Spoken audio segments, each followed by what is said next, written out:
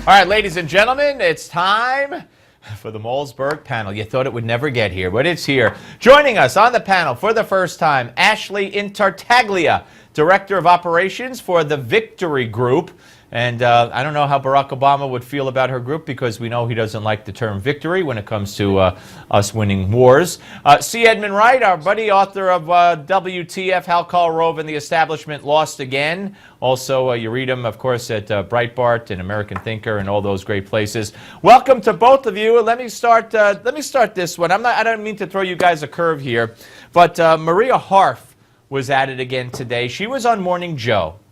And she brought up this, now maybe I'm dead wrong, but I mean, I don't know if you guys know who the Lord's Resistance Army is, known as the LRA. They are an extremist Christian militant movement that were formed to battle in Uganda, another group that was taking over the country. And they were formed in 1987. I searched the New York Times, Googled in their archives, and couldn't find any acts that they committed, any stories on acts that they committed of terror and horror for going back about 7 to 10 years. There have been stories about their leader, who they're hunting down. They want to get him on war crimes, and that's been going on for several years. So leave it to Maria Harf today on Morning Joe to say this. Let's hit 71.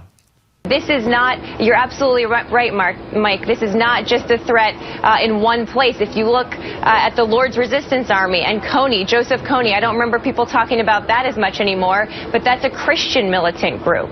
So there are a lot of different extremist threats we face, and there are different tools we have to go after each one of them.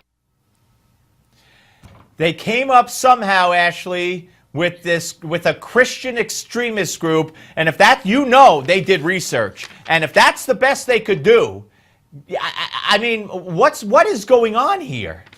I don't, it was not a Christian extremist group who killed 2 police officers in New York City or who killed a soldier in Canada. But this just emphasizes even more the Obama administration's complete discomfort and unwillingness to identify who our enemy is, which is radical Islamist extremists. It's unbelievable that she would even say such a thing. I'm sorry.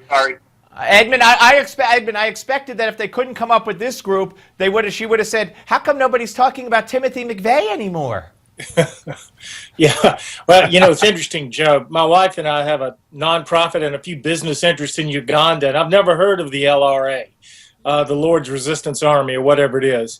But I think the key here is that Marie Harf has now replaced Jonathan Gruber, rather, as the #1 liberal elitist, telling all of us that we're too stupid to understand the nuances of either Obamacare or of the jobs program for ISIS militants. So I think she stepped into that role now.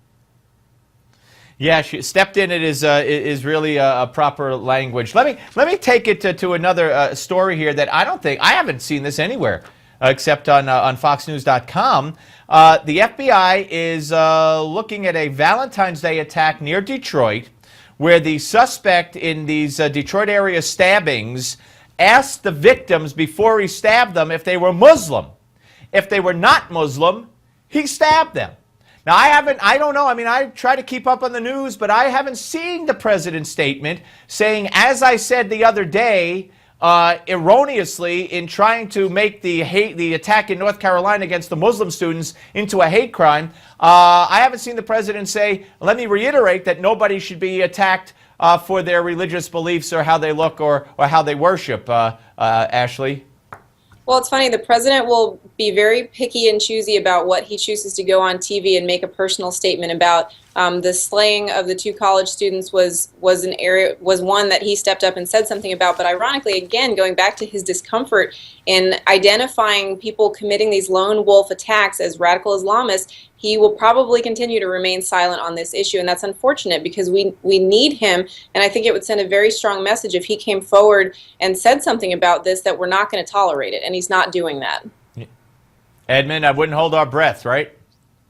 Yeah, again, trying to, draw a moral equivalency and make it look like, Islam, radical Islam or Muslims are being attacked in the same, percentages and so on that Christians and Jews are. It's just absurd.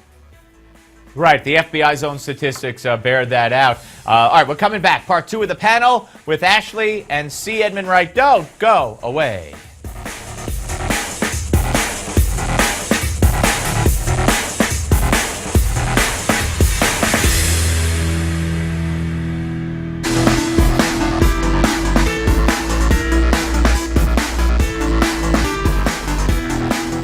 All right, ladies and gentlemen, we are back with the Malzberg panel. C. Edmund Wright and Ashley Tartaglia. You got to be impressed, Ashley. I got that name perfect each time, and it's the I'm first very time. impressed. That's pretty good, right?